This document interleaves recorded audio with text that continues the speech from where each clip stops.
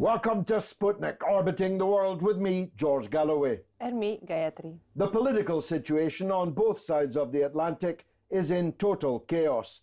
At the time of writing, as they say, Donald Trump is still the President of the United States. But we can't guarantee that that will be true by the time you read this. On this side of the Atlantic, the British government is hanging by the tassels of an orange sash. Mrs. May is Prime Minister only by the grace and favour of 10 of the murkiest members of Parliament I ever sat with in the House of Commons. The marching bands of the Democratic Unionist Party are now in control of British state policy, which is, I promise you, not a good look. Our first guest today happens to have had a vantage point on both sides of the Atlantic. He is a former distinguished editor of the left-wing newspaper Tribune, when it was a distinguished left-wing newspaper. He also was a parliamentary candidate and may one day be one again, at least I hope so. He worked for Ban Ki-moon, the UN General Secretary, as a speechwriter and political advisor.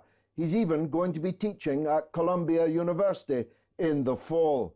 He is a man of parts, a Renaissance man, a former member of Labour's National Executive Committee. I better not forget that, because that might become important for him and for me. He is Mark Seddon, and I welcome you to the Sputnik, Mark. It's quite a CV you've developed. I could have mentioned you were a correspondent for Al Jazeera television. And as I've known you for decades now, I'm very proud of how you've got on. But from that unique vantage point on both sides of the Atlantic, you must, like me, scratch your head at how both Britain and the United States got here. Scratching the head, yes. But do you know what? And I think this is where you and I would probably agree that this vantage point means that you can see that the pollsters, the commentariat, who on both sides of the Atlantic seem to have been talking to themselves and living in an ivory tower for a very long time, have got it spectacularly wrong again and again and again. And I think what there has been and what you can see in the United States and in Britain and in parts of Europe is essentially kind of a revolt of the Rust Belt, if you like. Essentially, 30, 40 years of neoliberal economics have brought about the most grotesque amount of poverty and division and deindustrialization. And people have had enough. And in America, people say, oh, well, what are you talking about? Donald Trump's president. Well, in America, I saw, and I've shared a platform with him a few times in the past, Bernie Sanders, from the left of politics in America, doing spectacularly well, only being frustrated at the last minute by the machinery of the Democratic Party, who had possibly the best chance of beating Trump, and Trump taking some of the choice bits of that policy agenda from Bernie Sanders and appealing to blue-collar America. And here in Britain, the most astonishing thing, with all the commentariat saying the Labour Party's finished, Jeremy Corbyn has no appeal and what have you, what did we see? Again, the British Labour Party now becomes the biggest left party in Europe. The world. If not the world. If not the world, an extraordinary thing. Certainly in the Western world, without a shadow of a doubt, Corbyn got a bigger increase in the Labour vote than any leader since Clement Attlee in 1945. He got nearly 13 million votes, and by any measure stands on the threshold of Downing Street, especially considering the chaos I tried to describe of the British government today. Theresa May cannot be much longer for number 10, surely. Well, I mean, I think anybody who makes predictions is going to be laughed out of the room in a way. But I mean, there's one thing that people do tend to forget when they look at this sort of this coalition that has been assembled, this coalition of the willing, that we have been here before with the major government and their deals with the Ulster Unionists, and those deals persisted for a long time. With the DUP, the Democratic Unionist Party, even harder, you know, George, even a harder, tougher bunch of Ulster men and women who are exacting a great deal from this magic money tree that the Prime Minister said did not exist. I'm sure they will prop this government up for as long as it takes. And of course, when you look at the Conservative Party now, it's very difficult to see who they can agree to take it forward. And so they have a Prime Minister. Both wings of the Tory party will want to manipulate over Brexit. I mean, possibly she does continue for longer than some of the commentators think she might. Well, that's an interesting perspective. I myself think she'll be gone by the time of the conference. There's all kinds of strange things happening. There's a carnival of publicity around Jacob Rees-Mogg, a former guest on this program, sat exactly where you were. To me, he's like Sir Alec Douglas Hume on laughing gas, but he's being punted as a serious leader for the Conservative Party. Yes, really. The spreadsheet Phil, the desiccated calculating machine, Philip Hammond, Chancellor of the Exchequer, David Davis, the only man who can strangle someone with piano wire, which a skill he learned legitimately. Well, yes, with the SAS. And I actually think of all of them that you just mentioned and others that I've seen talked about, David Davis would be possibly pose the bigger threat to the Labour Party. I think that he has an appeal. Yeah. There's something quite natural about him, and he has a backstory that's interesting and real to people. So, you know, he's not a creation of we've had 30 years of technocratic politicians. And PR men. And PR men. And David Davis is a serious politician. He is the Brexit secretary. The Brexit is the #1 item on the British political agenda. He genuinely believes in it, as I do myself. And so I'm hoping he is the Prime Minister, because at least he'll be able to deliver what the British people voted for. And he too sat here. And he also is a former guest of ours. But the Rust Belt point that you made, I'm particularly keen on, because that's what won it for Trump. The perception that their own party, the Democratic Party, long regarded as the party for working people, although that began to change under Reagan, but long regarded as at least a party more sympathetic to workers than the Republicans.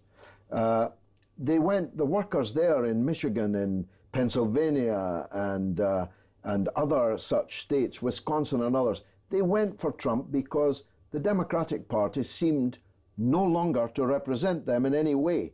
And the same was true of Labour under the Blair era, wasn't it? Yes, it was. I remember the first talk of triangulation, the New Democrats under Bill Clinton, Tony Blair coming back and writing a piece for the Evening Standard. He was taken by all of this. And it's also Gordon Brown. I mean, he went and came back with all this stuff about endogenous growth theory and all this, having sat there and listened to the chairman of the Federal Reserve.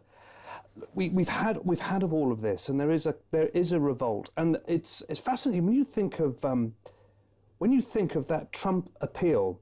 It did cut right through, and it cut beyond. I remember this is last September in New York, watching the television and hearing the CEO of Ford saying, in 4 years' time, we're going to move all small car auto production to Mexico.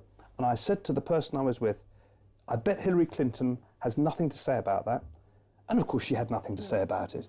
The following day, Donald Trump at the New York Chamber of Commerce says to the CEO of Ford, you don't do this, I will stop you. And that is when it kind of dawned on me that you could see why this was this great appeal to the American blue collar, who have just seen whole swathes of their industry wiped out by NAFTA and free trade agreements. And Trump's people stole a lot of Bernie Sanders' policies. And the rest, as we say, is because the latest polls actually show that Bernie Sanders is now the most popular politician in the US. So he's not competing on the left-right side. He's, you know, it's Interesting. It's a terrible indictment on the Democratic Party that they blew $1 billion on the Hillary Clinton presidential campaign, and they lost in those very areas that they ought to have been able to put in the bank before they even started, working class, industrial America. And yet, all they seem to be able to do is try to blame Julian Assange, WikiLeaks, Russia, anyone but themselves.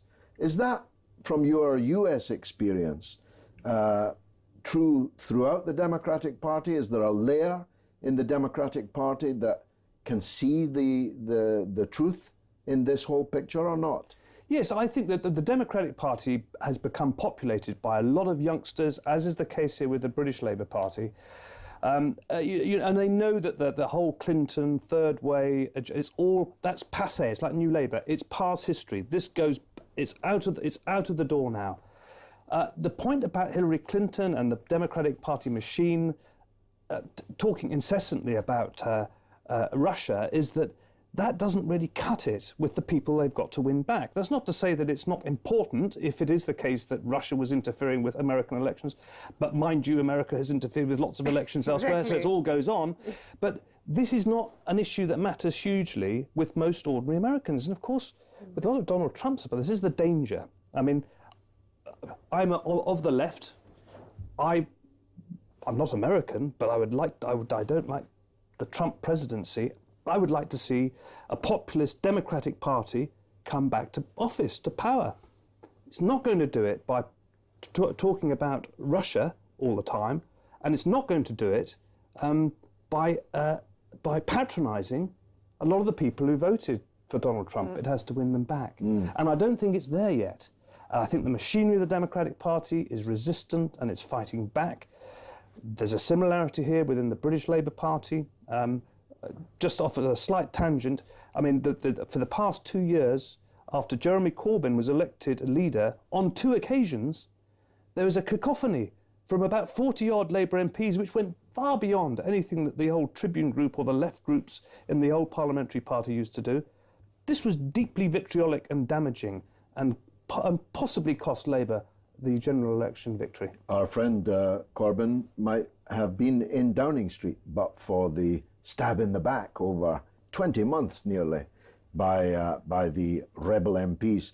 But he might get there yet, and I hope you're there with him. Mark Seddon, Thank you, George. Thanks for joining us on the Sputnik. Coming up next, Mosul is liberated. Say hallelujah. It's a pile of ash and rubble though, so what happens next? Find out after the break.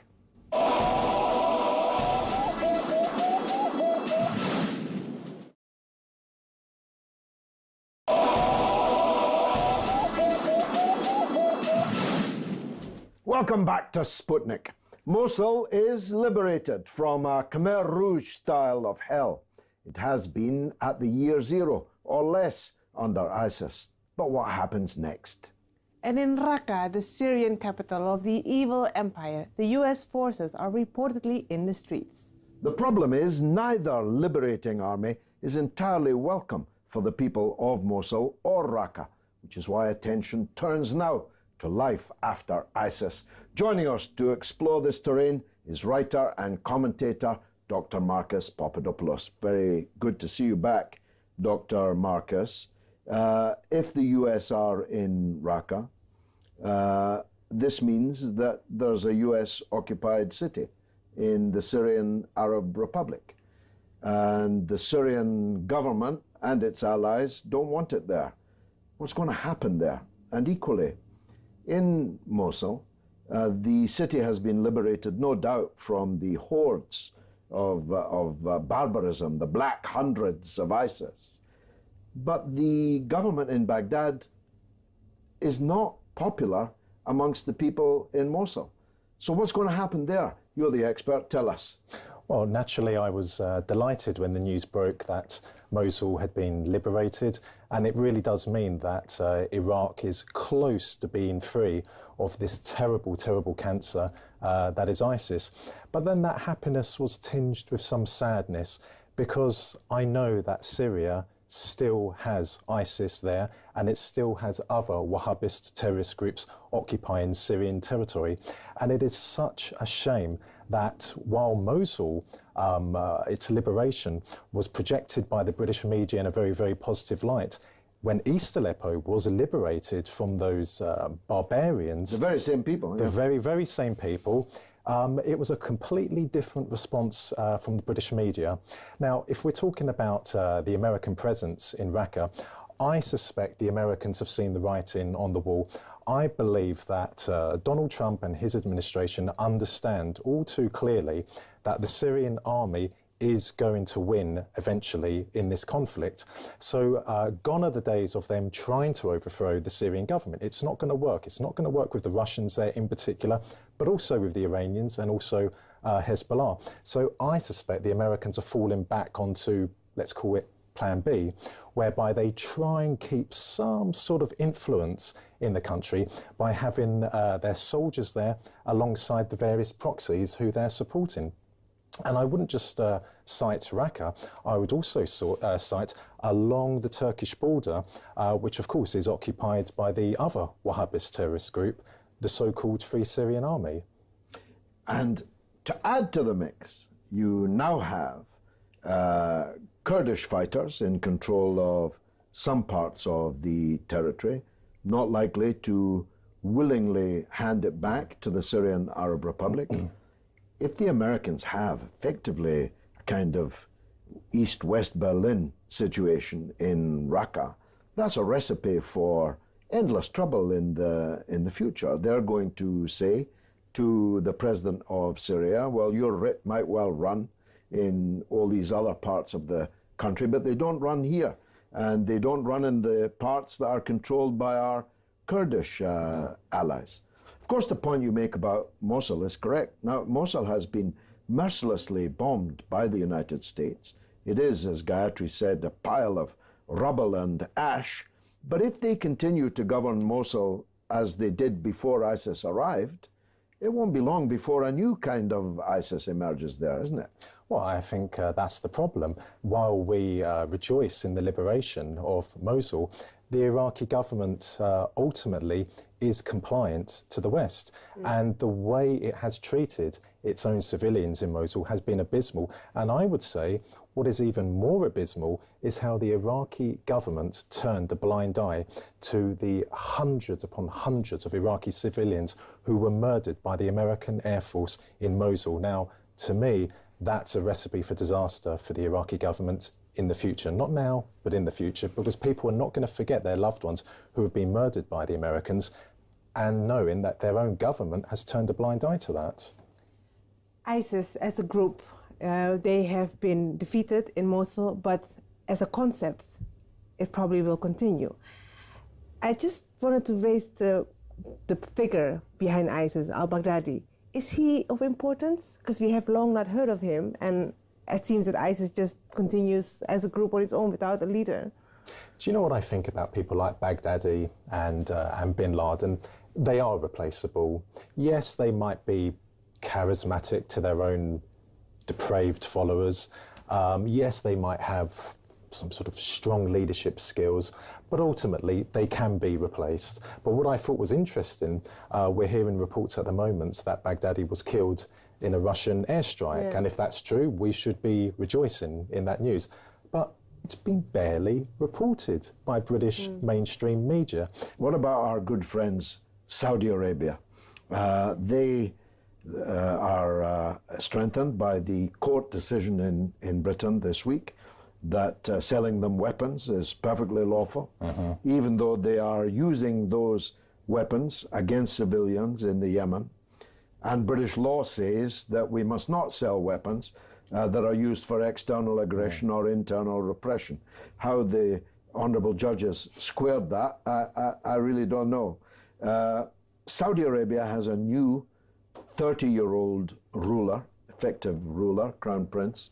Are they going to go back into their box, or are they emboldened by Trump and his support for them in the confrontation with Qatar, and strengthened by the court victory of the British government this week? Well, you know, Saudi Arabia is emboldened. It's emboldened especially because its man is now in the White House, and that's Donald Trump. You know, for decades, he has had very, very extensive business ties with the Saudi royal family. And it's no coincidence that about a week or 10 days before Trump bombed that Syrian airbase in April, the American government, the Saudi government, signed a $200 billion contract whereby the Saudis would invest $200 billion in American Saudi enterprises. Now, it's my own guessing that in return for the Saudis pumping that money into these businesses, Trump would have to attack the Syrian military. He did that, and then it's only a few weeks ago he attacked the Syrian military again, and on both occasions, who benefited from those attacks? It was ISIS. Because ISIS started attacking that Syrian military installation when it was bombed, and then attacked those Syrian military forces when they were bombed a few weeks ago. But, you know, let's be clear about it. Saudi Arabia is the leading exporter of religious extremism and terrorism in the world, at the scene of every Wahhabist terrorist act in the world, be it London Bridge, be it Manchester, be it Borough Market. There is a sign pointing back to Saudi Arabia. Of course, Saudi Arabia was in a no-lose situation because they had a long relationship with Donald Trump, but they had an even more profitable one with Hillary Clinton. They were significant donors to the Clinton Foundation, and their people were in full support of Hillary. So it was heads you win, tails you win. Absolutely. So far as they were a win-win concerned. Yeah. Now, the war is coming to an end in Iraq. It's not quite that advanced in Syria, but the end result is clear, as we both know. The president of Syria is staying. The Syrian Arab Army and its allies have won a truly historic victory. I mean, this is Stalingrad levels of military achievement. They were fighting an armed invasion of their country by dozens of countries, and if on not 300 scores. fronts. And on 300 fronts at one point. Yes, Yep. it is something that will be studied and written about in the future. But as Gayatri was, I think, implying, the idea of ISIS, the idea of Al-Qaeda, emerged in the first place because of the rottenness of the leadership in the Muslim world. And that hasn't gone away. And therefore this phenomenon will morph somehow, somewhere, sometime into something else. The problem of dictatorship in the Arab world is something that has to be tackled, doesn't it? Because this is the swamp in which these people swim. Well, I think, like with many vile ideologies like Nazism, that was defeated 70 years ago, but 70 years on, you still have a significant number of people who are following it. And of course, we've seen a re-emergence of Nazism in Germany, but also we're seeing it in the Baltic states as well. So in Latvia, in the Ukraine. Absolutely. Well, every year in Tallinn, the capital of Estonia, and every year in Riga, the capital of Latvia, there is a parade by veterans of the Waffen-SS, which has never been condemned by the European Union or America, which says something there. But I think that the ideology of ISIS, Al-Qaeda, is going to be kept alive because, as I said, these ideologies will always have followers. But ultimately, as well, as you said, George, the governments in these countries, they're responsible. But look, you know, this Wahhabist terrorist threat posed to the world is only the force it is because of the West. If the Americans and the British stopped supporting Saudi Arabia and really confronted them in a hardline way, Wahhabism is not going to disappear, but it will be a weakened force. And I think it is absolutely objectionable how there are Saudi mosques in this country and religious schools in this country which are promoting Wahhabism, which are promoting hatred for anyone who does not follow Islam. Their interpretation of Islam, and they should be closed down. They should not be allowed in this country. Dr. Marcus, thanks for joining us on the Sputnik. And now it's your turn to tell us what you think through the portals of social media. What's rattling, Gayatri? So, Mosul liberated, what next? Daniel J. King says, I guess we lose all interest and ignore the internecine struggling between armed groups in the rubble as traumatized civilians struggle on. I must say the footage of the people emerging from the rubble Literally. was, for me, redolent of the liberation by the Red Army of the Nazi death camps, the emaciated, shocked, utterly bewildered people. One can only imagine the kind of hell on earth that they've been living through. And that's all the tweets we've got time for today.